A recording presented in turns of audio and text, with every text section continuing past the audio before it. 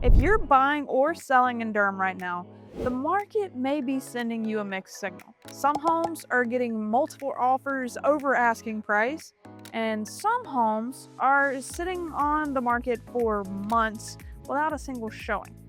Today, I'm breaking down exactly why using real numbers from July. I'm going to tell you what it means for you depending on which side of the table you're on.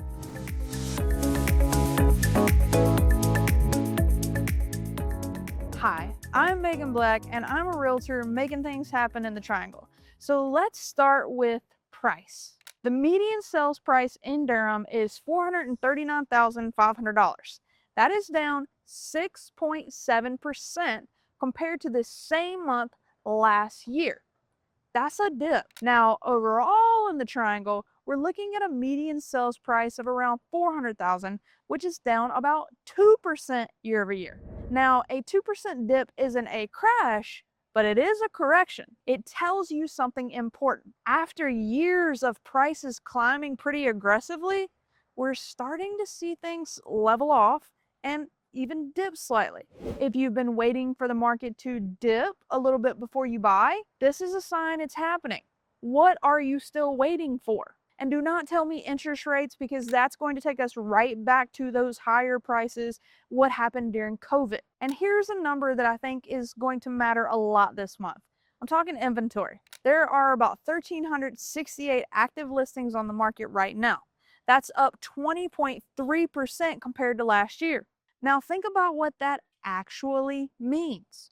A year ago, if you were house hunting, you had noticeably fewer options. There are over 20% more homes to choose from today than there was at the same time last year. That shift gives buyers more opportunity. For sellers, this is the number that should get your attention.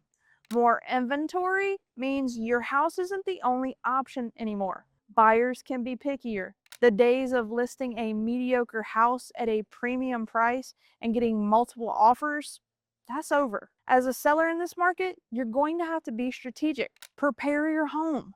Know what your marketing plan is. You're gonna have to be realistic. If you'd like to get a copy of my staging guide, comment staging guide below in the comments. Now, this is going to lead us to the median days on market.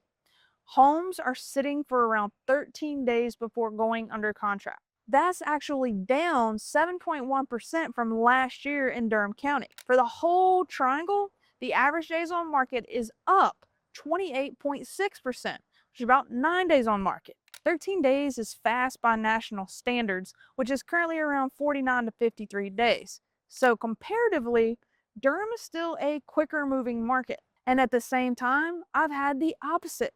I've been able to negotiate great deals for a lot of my buyers. It all truly comes down to three things: property, price, and location. All of these numbers ultimately point to the median closed sales, and that is down by 0.8%. So what is it saying?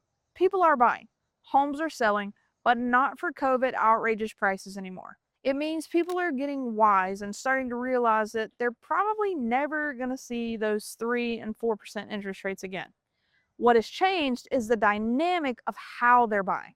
Instead of one house getting 5 offers in 48 hours, you've got a wider pool of buyers and a wider pool of homes. So let's put this all together, because I think this is the most important part of the update. We've got prices going up slightly. Inventory up over 20%. Days on market slightly down in Durham and up in the Triangle as a whole.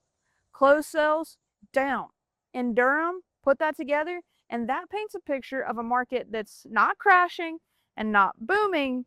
It's balancing. In a balancing market, outcomes get a lot more dependent on individual homes rather than the market as a whole carrying every single listing. I get it. People want a straightforward answer on whether it's a buyer's or a seller's market. But that isn't the only two options for the market, and we're not particularly in either. And that's what I'm seeing on the ground. Some homes are going over list price with multiple offers in the first weekend, and others, sometimes just a few streets away, are sitting for months without any serious buyers. The difference almost never comes down to luck. It comes down to three things. Number one, how the home was prepared before it hits the market. Talking grass mowed, house clean. I once saw a listing with a photo of dirty dishes in the sink. Not good. Number two, the condition and the features the home has when compared to other homes that are selling nearby.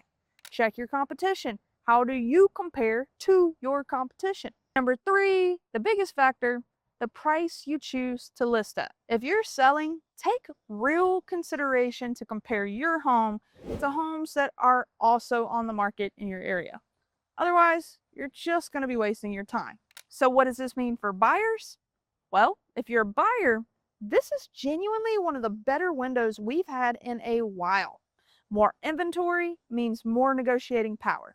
You are more likely going to be able to negotiate on price or take your time on a decision instead of feeling pressured to just compete. That doesn't mean that every house is going to be a stellar deal or you're going to get everything you want for the perfect price. Well-priced, well-prepared homes and good locations are still moving fast. If you don't want to participate in those kinds of situations, there's enough on the market that you don't necessarily have to.